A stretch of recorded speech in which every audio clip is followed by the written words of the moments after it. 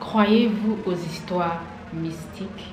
Croyez-vous au monde surnaturel? Croyez-vous au monde parallèle? Moi, j'y crois parce que j'ai vécu dans ça. Bon, quand je dis j'ai vécu dans ça, ça ne veut pas dire que ça m'est arrivé, mais je viens d'un quartier où c'était le fief de la sorcellerie, ok?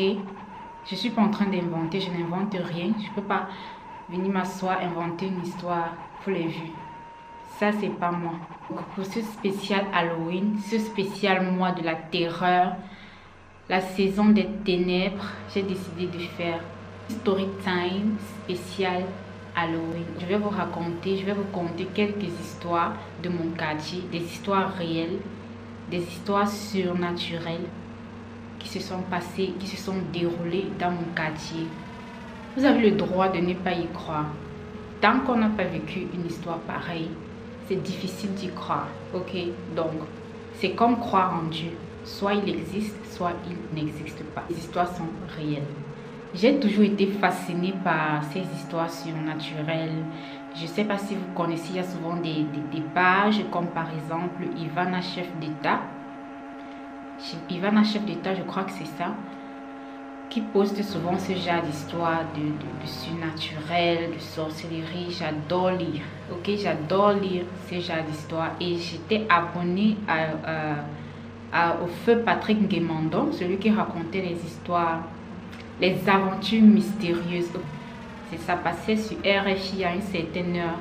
Et quand ça passait, mon grand frère, il allumait la radio et on était avec lui. On écoutait. Pour aller prendre, seulement aller pisser nous dépassait. C'est-à-dire qu'il racontait tellement bien que tu avais l'impression d'y être. D'être dans ces villages, les noms des villages qu'il aimait bien créer, inventer là. Tu avais l'impression que non, je suis dans le village là et tout. Donc aller pisser me dépassait. Je ne pouvais pas me lever du canapé. Je dis que je vais pisser seule. Je vais toujours tirer ma soeur, tirer mon petit frère qui accompagne-moi. Donc j'adorais écouter ce genre d'histoire et je continue d'adorer lire. Ou même sur YouTube, il y a plein de chaînes YouTube. Il y a plein de chaînes YouTube qui racontent, qui parlent des histoires surnaturelles que j'aime aussi écouter. La première story d'aujourd'hui, c'est la story d'un petit garçon de mon quartier qui avait une sorte d'anomalie, si je peux dire comme ça. Il était grand, je veux dire en âge quoi. Il avait mon âge, on avait presque le même âge à l'époque, mais physiquement, il ne faisait pas son âge. Il était plus petit, donc il avait un retard de croissance. Du coup, on le considérait toujours comme un petit garçon. Pourtant, il avait notre âge quoi. C'était un petit garçon un peu bruyant, qui faisait un peu trop de bruit, mais il ne cherchait pas les problèmes aux gens, quoi, gentil. Donc, il était bruyant, il aimait jouer avec nous, les enfants du quartier. Quelqu'un de l'école, il n'était pas aussi très... il n'était pas très doué à l'école, je ne sais pas s'il fréquentait, mais c'était quelqu'un de bien. C'était quelqu'un de bien. Je n'ai jamais entendu qu'il avait volé chez qui que ce soit, jamais. Je ne me rappelle pas. En tout cas, il vivait avec, je crois, sa grand-mère. Je ne sais pas si c'était sa mère, mais j'ai oublié. Ok, ça date de 15 ans. Ça date de longtemps. Je crois que j'étais en première. Je faisais le probatoire, d'accord? Quand ça s'est passé, je faisais le probatoire. Et je ne sais plus trop si c'était avec sa grand-mère qu'il vivait ou c'était vraiment sa mère. Mais je sais quand même qu'il vivait avec je vais dire sa grand-mère, ok, sa grand-mère et son grand-père, et il avait un frère.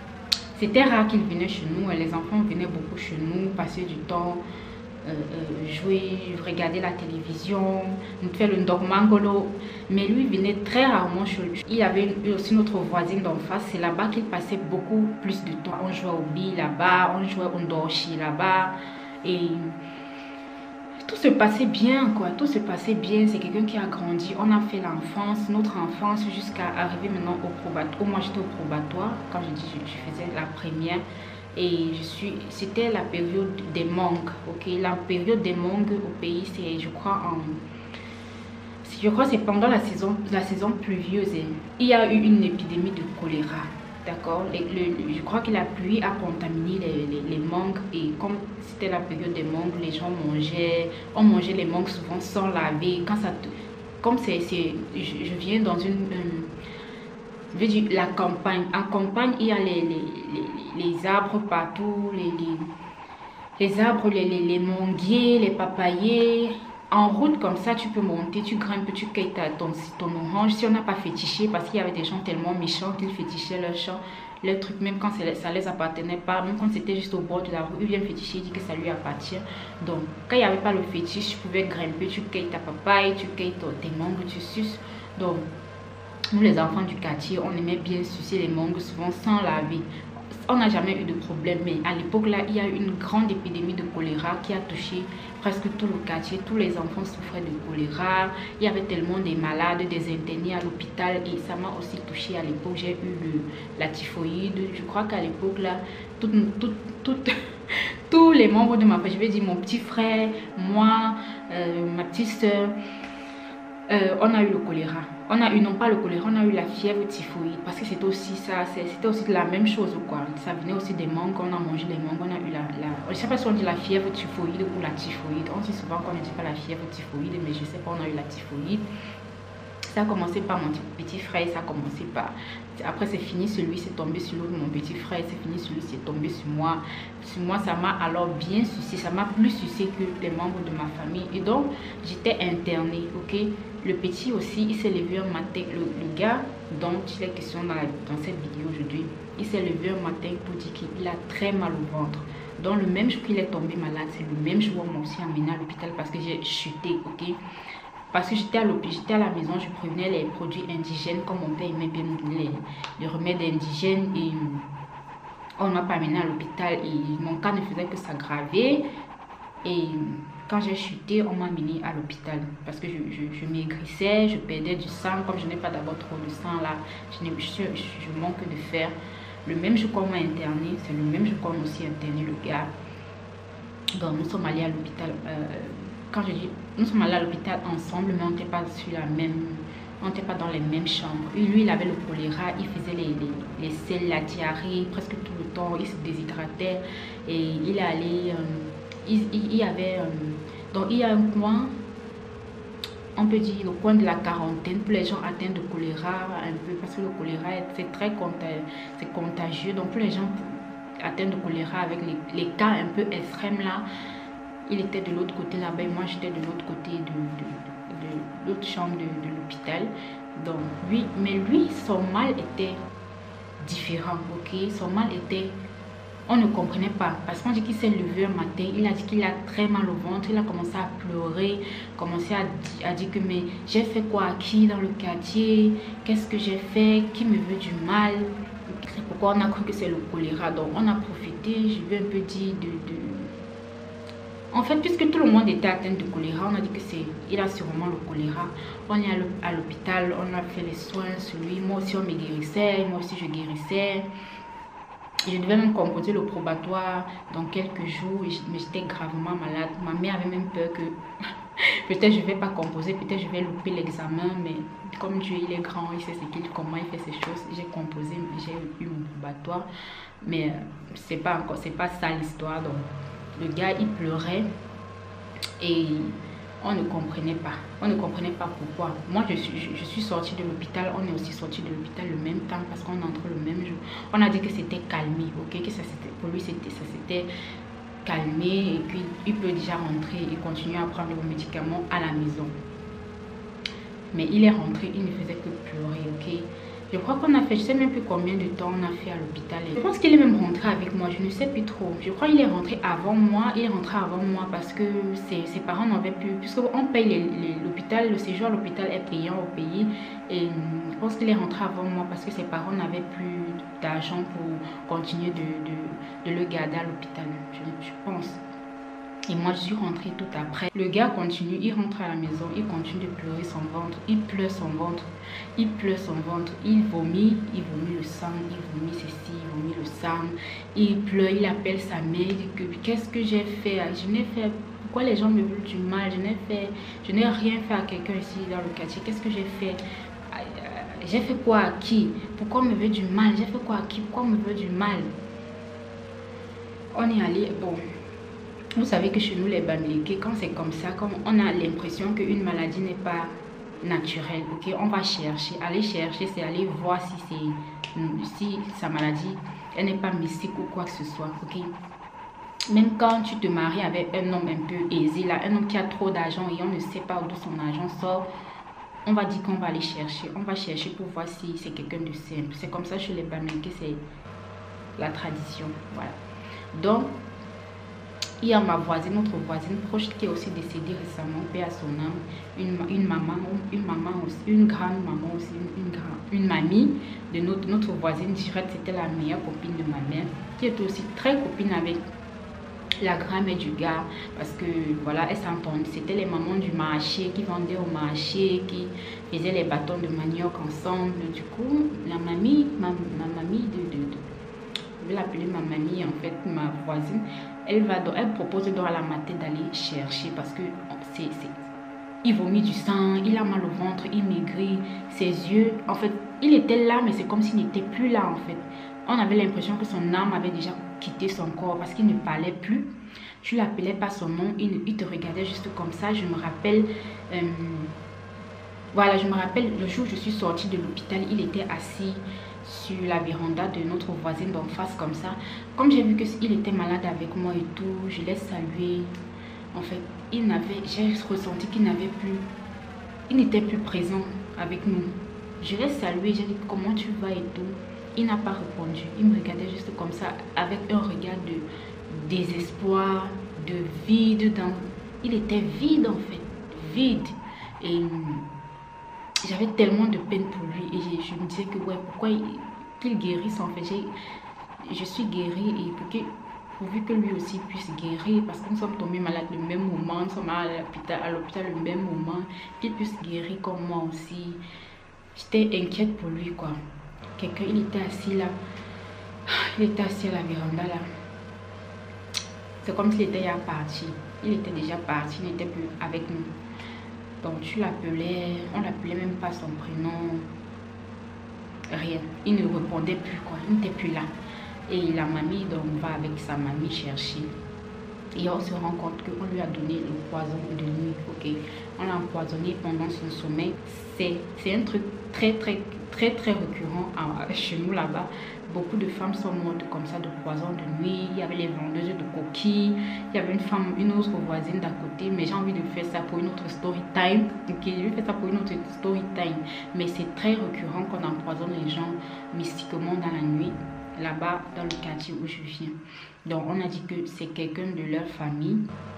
Je crois que c'était une de ses tantes, comme c'est la soeur de sa mère, ou je sais pas trop, qui l'a empoisonné dans la nuit pour finir avec lui, en fait.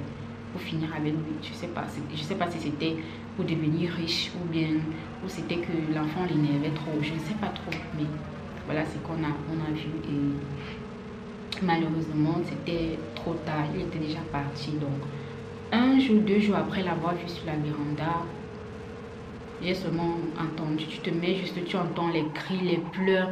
Oh, oh, on sort d'où? Parce que dans le quartier, on vient dans une petite zone rurale comme ça. Donc, tu vis dans la mort, tu vis dans le deuil, tu vis dans la douleur, dans la joie. Tous les enfants du quartier se connaissent. Nous sommes comme une petite famille parce que c'est une petite zone rurale et tu vis dans la frayeur, parce que c'est petit comme ça. Dès qu'il y a une mort, la mort atteint tout le monde quoi. La mort atteint tout le monde dans le quartier. Ça t'atteint, ça te fait peur la nuit, ça te fait parce que tu vis dans ça. C'est pas comme ici que si même ton voisin est mort, tu ne sais pas s'il est mort. Tu ne sais pas même s'il y a deuil quelque part. Je n'ai jamais entendu. Depuis que je suis en Allemagne, je n'ai jamais vécu le deuil. Quand je veux dire entendre que quelqu'un pleure à côté parce que quelqu'un est mort, je n'ai jamais vécu ça depuis que je suis arrivée en Allemagne. Au pays, par contre, c'est le fief en fait. C'est ça. Tu vis dans ça. C'est ça qui fait que tu te sens chez toi en fait. Donc, on entend les pleurs, on sort, on dit mais c'est quoi? On crie dès qu'on descend. Voilà, on voit que il est parti. Il est parti, et dès qu'il est parti, son corps en fait, son ventre a gonflé et c'était vraiment le poison de nuit.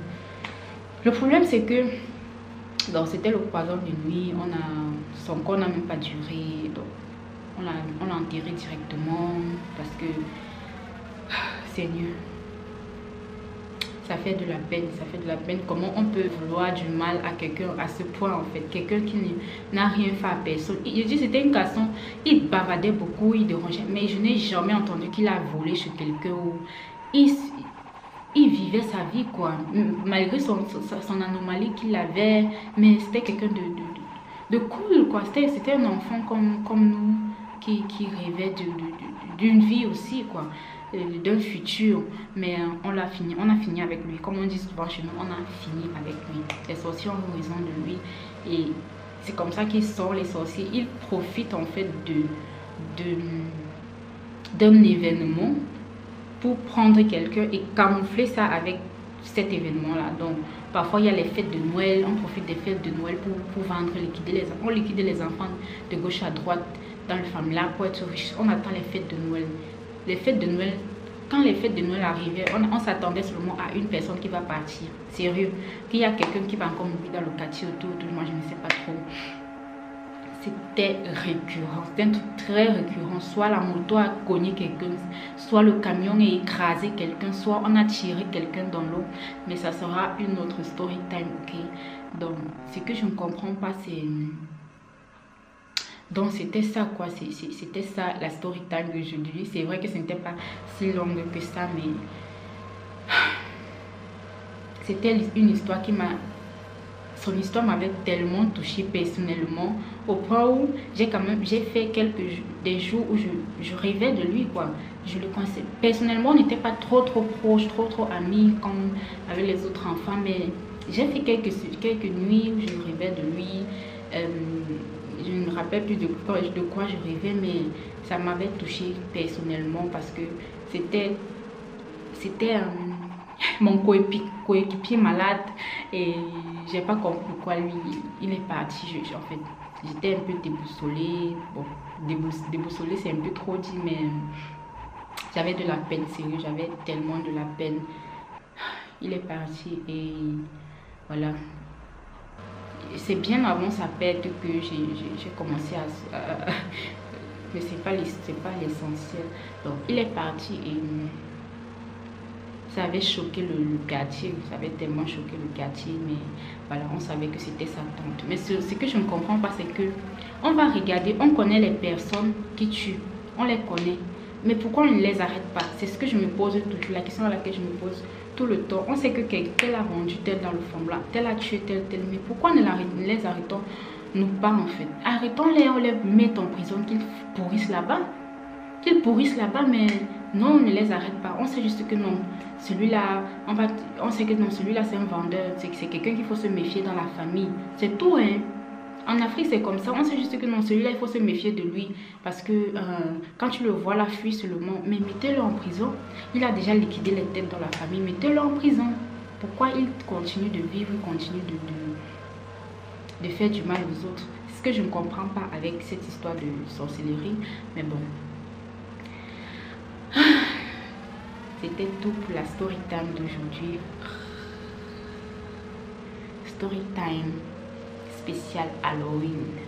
Dites-moi en commentaire, est-ce que vous avez vécu des histoires similaires? Est-ce que vous croyez aux choses comme ça, ou vous êtes plutôt alléluia, amen, je ne crois pas en ça, l'éternel est mon Dieu, Jésus-Christ est mon sauveur? Je ne sais pas. Donc dites-moi en commentaire. Ok, on se laisse pour aujourd'hui et on se retrouve pour une nouvelle story time. J'espère que je vais faire au moins 5 story time pour le spécial Halloween de ce mois. J'espère, parce que aujourd'hui j'ai profité de cette journée pour faire cette story time parce que je devais travailler. En fait je devais aller au travail. En fait je ne suis pas programmée pour travailler, mais je me suis levée le matin pour aller travailler et on m'a dit que non, on a fait l'erreur sur mon plan. Aujourd'hui, je ne travaille pas. Excusez-nous, désolé, rentre à la maison. J'étais comme ça, on a gâché ma journée. C'est pourquoi j'ai dit que ok, comme je n'ai pas pu travailler, je profite de cette journée pour faire une vidéo parce que c'est très rare que je filme avec le travail, aller chercher l'enfant, prendre soin de mon enfant. C'est difficile de faire les vidéos. Donc j'ai profité de cette occasion pour faire cette story time. N'hésitez pas à partager et à me lâcher. Attends, j'ai fait les efforts. Vous ne voyez pas tous les efforts. Si vous ne voulez pas me donner un pouce bleu ou partagez, ok? Et abonnez-vous si vous voulez écouter d'autres histoires surnaturelles. Ciao!